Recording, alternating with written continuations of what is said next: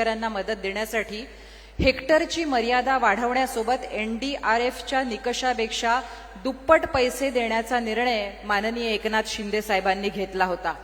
ठाणे मुंबई सारख्या शहरी पट्ट्यात असूनही ग्रामीण अर्थकारण आणि सहकाराचं महत्त्व जाणणारा नेता म्हणून एकनाथजींकडे बघितलं जातं। मी विनंती करते त्यांनी आपलं मनोगत व्यक्त करावं।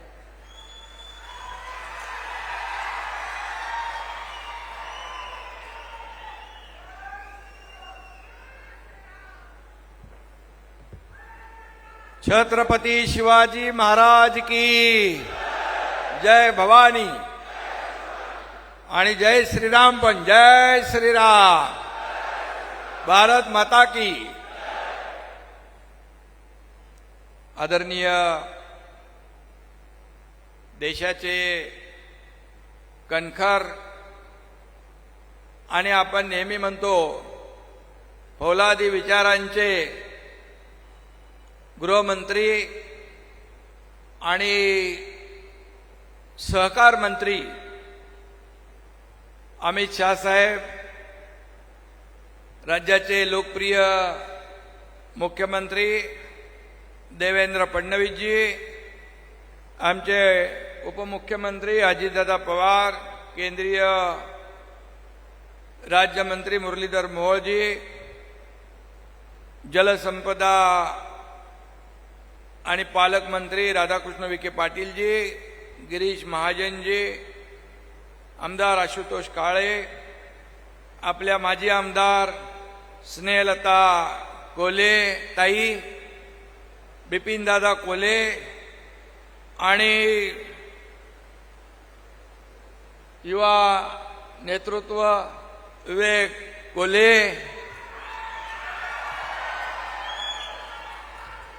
सर्व मंचावर उपस्थित मान्यवर आणि समोरही आपले अनेक आमदार बसलेले आहेत, सर्व आमदार आणि माझ्या लाडक्या बहिणी इकडे आहेत, लाडके भाऊ आणि लाडके शेतकरी।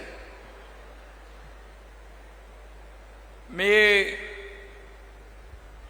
सहकार महर्षी शंकरराव कोले यांच्या स्मृतींना विनम्र अभिवादन करतो आणि देशातला पहिला CNG प्रकल्प या ठिकाणी उभा राहतोय, याबद्दल मी संजीवनी ग्रुपचं मनापासून अभिनंदन करतो, मनापासून त्यांना शुभेच्छा देतो। खरं म्हणजे सहकारातून समृद्धीचा महामंत्र देणारे खऱ्या अर्थाने पूर्वी आपण पाहिलं आणि गेल्या 4-5 वर्षापासून पाहतोय की सहकार मंत्रालय आदरणीय प्रधानमंत्री मोदीजींनी पहिल्यांदा सुरू केलं आणि त्या सहकार विभागाचे जी धुरा आहे ते आपल्या कणखर गृहमंत्री अमित शहाजींच्या खांद्यावर दिली। याचा अर्थ एक आहे की सहकारामध्ये या ठिकाणी हा देश पुढे गेला पाहिजे, ग्रामीण भागापासून सगळ्यांचा विकास झाला पाहिजे आणि खऱ्या अर्थाने जी काय मुठभर लोकांची मक्तेदारी आहे ती प्रत्येक शेतकऱ्यापर्यंत याचा फायदा पोहोचला पाहिजे। ही भूमिका डोळ्यासमोर ठेवून आदरणीय सहकार मंत्री काम करतात। खरं म्हणजे अमित भाई यांचं मगाशी देखील प्रवरानगरमध्ये कार्यक्रमाचं उद्घाटन झालं, त्या ठिकाणी देखील त्यांनी सांगितलं जे नवीन प्रयोग या वेळेस खऱ्या अर्थाने पारंपरिक पद्धतीने आपण जे करतो ते ठीक आहे, परंतु या सहकार क्षेत्रामध्ये खऱ्या अर्थाने नवीन प्रयोग आले पाहिजे, रिफॉर्म्स आले पाहिजे। आणि भारत हा शेतीप्रधान देश आहे, शेतकऱ्यांचा देश आहे, हे राज्य शेतकऱ्यांचं आहे, कष्टकऱ्यांचं आहे आणि हा भारत देश युवकांचाही आहे। आता विवेककडे पाहिलं आपण, एक युवक नवीन काहीतरी करतोय आणि त्याने CNG आणि शंकरराव कोल्हे यांनी जो रोपटं लावलं त्या रोपट्याचा वटवृक्ष झालेला आपण या ठिकाणी पाहतोय. आणि म्हणूनच आदरणीय अमित भाई अशा प्रकारे जिथं जिथं प्रगत शेतकरी नवीन नवीन रिफॉर्म्स आणतोय, नवीन काहीतरी करण्याचा प्रयत्न करतोय, त्या ठिकाणी आवर्जून जातात आणि तेव्हा प्रेरणा आणि शाबासकीची थाप त्याच्या पाठीवर देतात. त्यामुळेच खऱ्या अर्थाने असे प्रगत शेतकरी अनेक निर्माण होतील आणि याचा फायदा सर्वसामान्य शेतकऱ्याला झाल्याशिवाय राहणार नाही. आणि म्हणूनच आदरणीय देशाचे प्रधानमंत्री नरेंद्र मोदीजी यांनी आत्मनिर्भर भारत हा एक नारा दिलेला आहे. भारत आत्मनिर्भरतेकडे जातोय. त्याचं ज्वलंत उदाहरण आपण पाहिलं की नुकताच झालेला जीएसटी मध्ये केलेली कपात, याच्यामुळे खऱ्या अर्थाने आपण आत्मनिर्भरतेकडे जातोय. आणि आज इथं पहिला प्रकल्प सीएनजीचा होतोय. एक प्रकारचं हे आत्मनिर्भरतेकडे उचललेलं पाऊल आहे. आणि म्हणून यामध्ये आज देश आपला आर्थिक महासत्तेकडे जातोय. खऱ्या अर्थाने मोदीजींनी अर्थव्यवस्था इतर देशांची डबघाईला आलेली असताना आपल्या देशाची अर्थव्यवस्था मजबूत केली. 11व्या नंबरवर 5व्यावरून 4थ्यावरून आता 3ऱ्या नंबरला आपण येणार आहोत. आणि खऱ्या अर्थाने या ठिकाणी भारत आत्मनिर्भरतेकडे वाटचाल करतोय, महासत्तेकडे वाटचाल करतोय.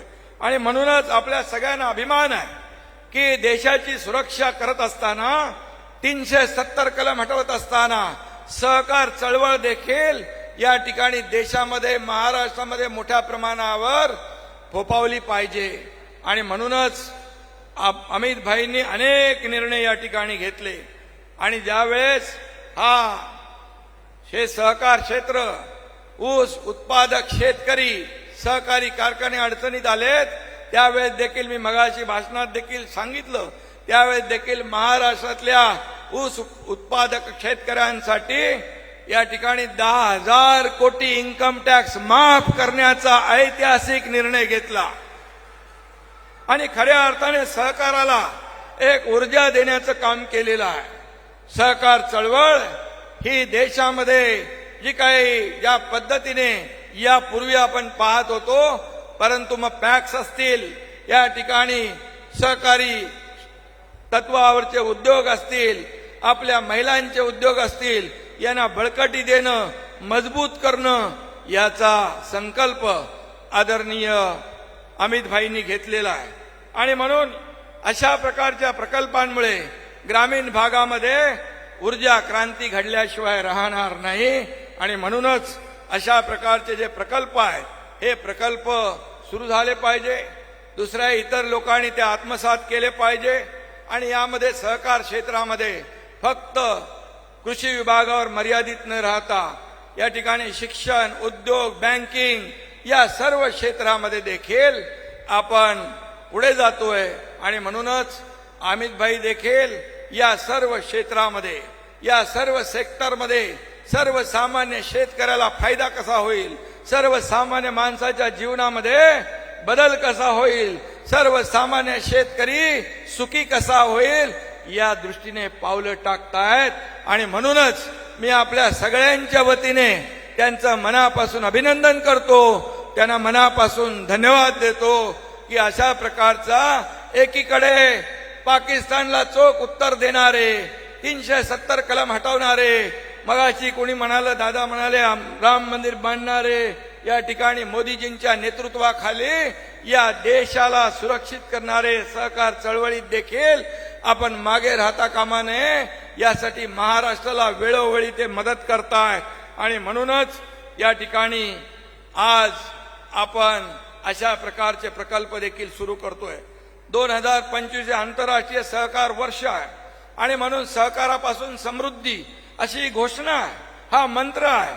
आणि म्हणूनच आज देशामध्ये पेट्रोलजन्य पदार्थांचा वापर मोठ्या प्रमाणावर होतो. त्यामुळे आपलं अर्थकारण बिघडले, पर्यावरण हे बिघडतंय आणि म्हणून या पर्यावरणाचा समतोल राखण्यासाठी आपण बघतोय, कधी मे महिन्यात पाऊस कधी बघितला होता? ऑक्टोबरमध्ये पाऊस कधी पाहिला होता? हे ग्लोबल वॉर्मिंग, क्लायमेट चेंज याला रामबाण उपाय म्हणून अशा प्रकारचा कॉम्प्रेस बायोगॅसचा वापर वाढला पाहिजे. आणि मी आपल्या कोले परिवाराला मनापासून धन्यवाद देतो. त्यांनी हा नवीन प्रकल्प, नवीन एक प्रगतीचं पाऊल टाकलंय, त्याबद्दल त्यांना खूप खूप मनापासून अभिनंदन, मनापासून शुभेच्छा. देशावर, आपल्या राज्यावर पुराचं संकट आलेलं आहे आणि 60 लाख हेक्टर जमीन पुराखाली गेली आहे, शेती वाहून गेली आहे, शेतकऱ्यांची जमीन खरडून गेली आहे, पशुधन वाहून गेलं आहे, काही लोकांचा मृत्यू झाला आहे, घरांची पडझड झालेली आहे. महाराष्ट्र सरकार तर शेतकरी आमचा अन्नदाता आहे, शेतकरी मायबाप आहे आणि म्हणून शेतकऱ्यांच्या पाठीशी उभं राहण्याचं काम राज्य सरकार तर करणारच आहे. आणि म्हणून काल आमची मुख्यमंत्री देवेंद्रजी, अजितदादा आमची बैठक झाली की सर्व निकष बाजूला ठेवून या ठिकाणी शेतकऱ्यांच्या मागे भक्कमपणे उभा राहण्याचा आम्ही निर्णय घेतला आहे.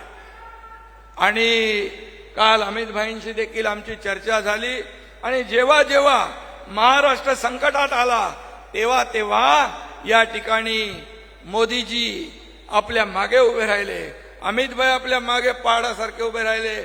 आणि म्हणूनच मी आपल्याला सांगतो, काही लोक म्हणतात केंद्राने काय दिलं काय दिलं, मी आपल्याला सांगतो जेव्हा जेव्हा संकट आलं केंद्र सरकार, मोदीजी, अमित भाई आपल्या पाठीशी उभे राहिले. आणि यावेळेस देखील संकट मोठं आहे, शेतकऱ्यांचं संकट मोठं आहे, नुकसान मोठं आहे. आणि म्हणून त्यांना सांगितलं, आम्ही विनंती केलेली आहे, मोदीजींना देखील मुख्यमंत्री महोदयांनी पत्र दिलं, अमित भाईंना देखील आम्ही काल विनंती केलेली आहे.